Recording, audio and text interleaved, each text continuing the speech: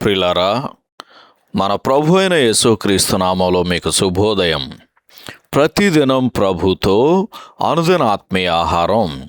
August 26. నేటి లేఖన పఠనం మత్తయి సువార్త 26వ అధ్యాయము 31 నుంచి 46 వచనాలు. నేటి ధ్యాన లేఖనం మత్తయి సువార్త 26వ అధ్యాయము 40-41 వచనాలు.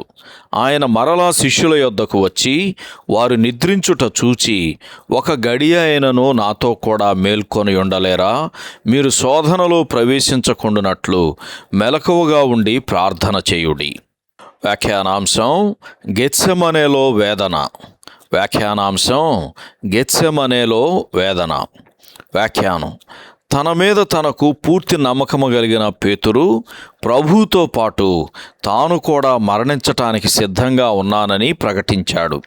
అయితే ఆ మాటల మీద అతడు ఎక్కువసేపు నిలబడలేకపోయినట్లు మనం చూస్తాము. అంతటా ప్రభు అయిన యేసు తన శిష్యులు తనతో పాటు మెలకువగా ఉండి ప్రార్థించమని చెప్పి, తండ్రి చిత్తం పట్ల ఆయనకున్న భక్తికి అత్యుత్తమైన రుజువును కనపరచటానికి గెత్సెమనే తోటలోకి ఒంటరిగా ప్రవేశించాడు. తండ్రి చిత్తమును నెరవేర్చుటలో ఎల్లప్పుడూ ఆనందించే కుమారునికి ఆ చిత్తములో 2 భయంకరమైన వాస్తవాలు దాగి ఉన్నాయి.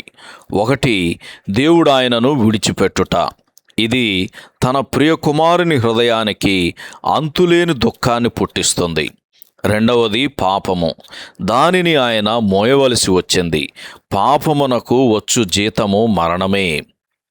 పరిపూర్ణుడైన మనుష్యునికి ఇంతకన్నా అధిక దుఃఖము కలిగించేది వేరొకటి లేదు.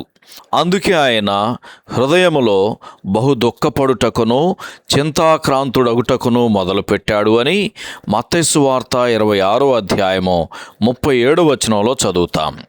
ఆ విధంగా ఆయన శిలువ మార్గము ఎంత భయంకరమైనదో ఒక ప్రక్కన గుర్తెరిగాడు. మరొక ప్రక్కన ఆ మార్గము నుండి ఆయనను తొలగించటానికి సాతానుడు ఇంకనూ చేయుచున్న అన్ని ప్రయత్నాలను కూడా ఆయన గుర్తించగలిగాడు.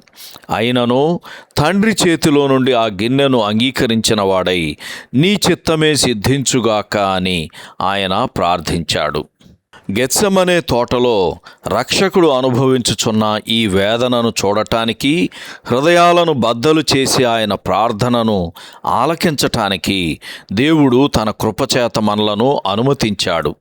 ఆయనకు అత్యంత సన్నిహితులైన 3 శిష్యులు ఆయన కష్ట సమయంలో పట్టించుకోకుండా తమ హృదయములు మత్తులో మునిగిపోయినట్లు మనము ఉండకుండా దేవుడు మనలను కాపాడుగాక.